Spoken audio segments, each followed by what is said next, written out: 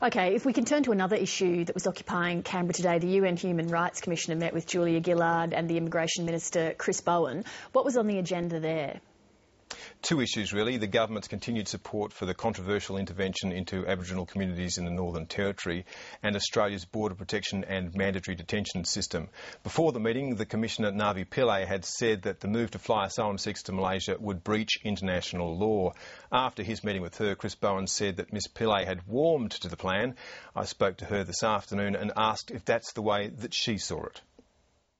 The screening process will be done by the United Nations High Commissioner for Refugees, his office, which means under UN supervision. So I do feel that's a reassuring factor. And the other is that they are going to draw an agreement between the government of Malaysia and the government of Australia, which will tie in protection safeguards. But you don't think that's enough, do you?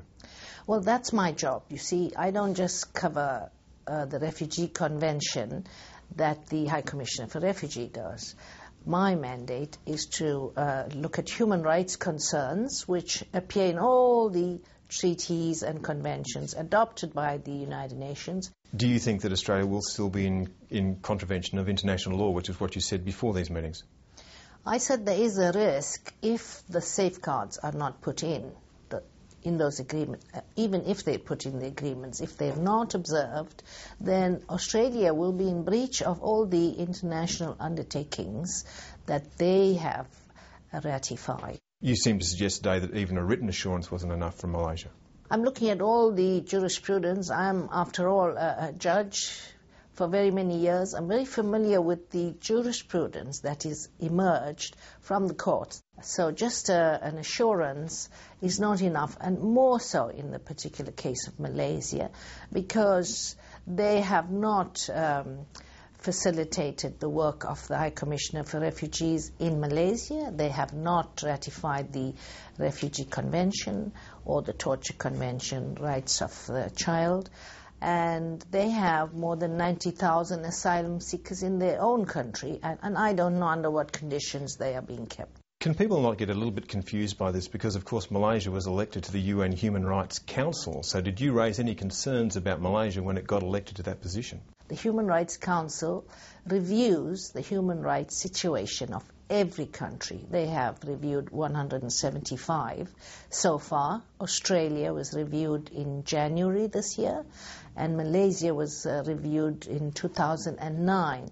The review is done by other member states. So many states, including Australia, recommended to Malaysia that they protect the asylum seekers. I guess it might be a question in people's minds, though. The United Nations does stand then in judgment of other countries, but on that council in particular, there's been a long history of having countries like Libya attached to it, who have appalling human rights records. And then how can the United Nations then stand in judgment of other countries' human rights records? All right, firstly, it's not the United Nations standing in judgments, it's other member states. That's why it's a peer review.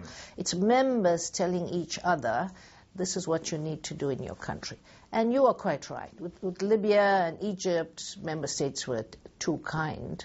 There's always a debate about these. And they gave them a fairly clean slate. And now you see the people have been forced to come out onto the street to say their human rights have not been addressed. With Australia's record, and you're talking about how for a long time now there's been concern about mandatory detention, what specifically are your concerns about that?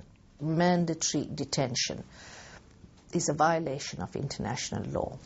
And why it's a violation is that, firstly, it's very arbitrary. You're supposed to look at each individual case to see whether it's a genuine asylum seeker. But when you lock them all up, it is arbitrary. Sometimes it's indefinite. But you also suggested today that you believe there's an element of racism in it.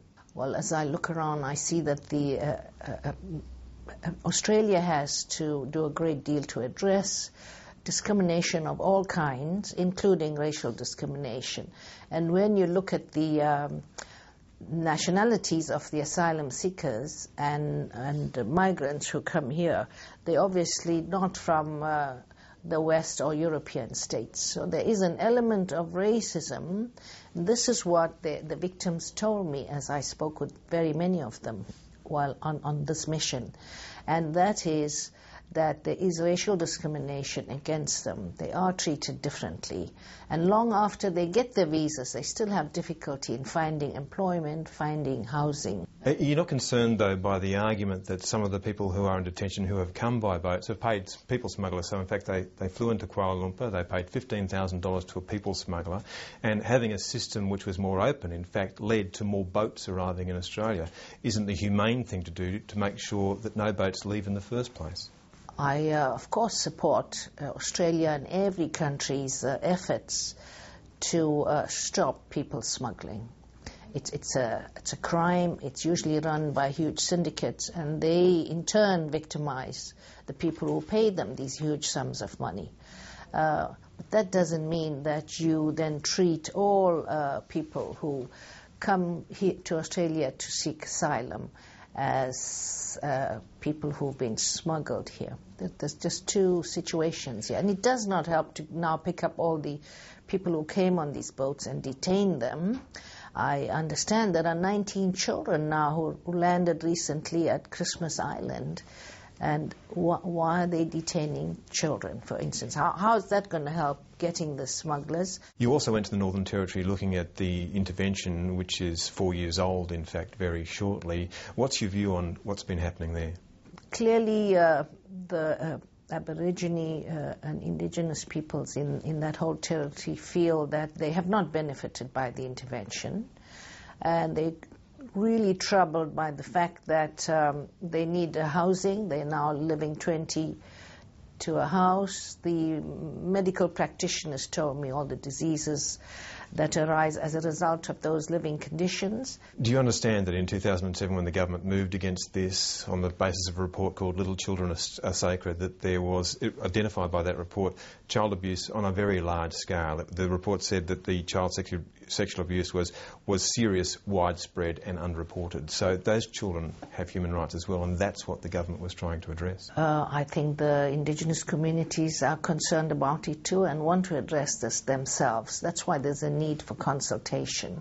Rather than a study being done on them, I think they should be involved in that study and the measures they want to take to stop that. They told me with tears they value their children.